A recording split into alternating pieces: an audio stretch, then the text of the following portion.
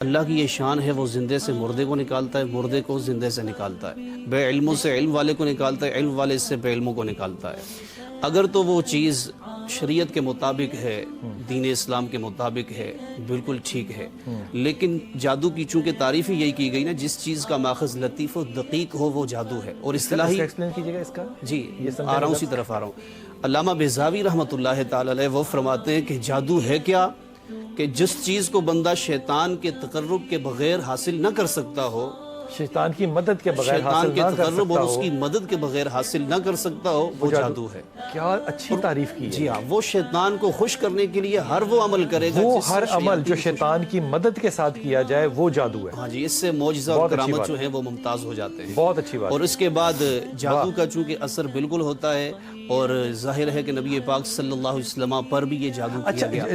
رسول پاک صلی اللہ علیہ وسلم کی جب یہ ہم پڑھتے ہیں سارا واقعہ پڑھتے ہیں جب جادو کو، تو اس میں بالوں کا استعمال جو ہے وہ جبرائیل علیہ السلام نے جو بتایا، یہ وہ جو گانٹھیں تھیں وہ کس چیز کی تھیں؟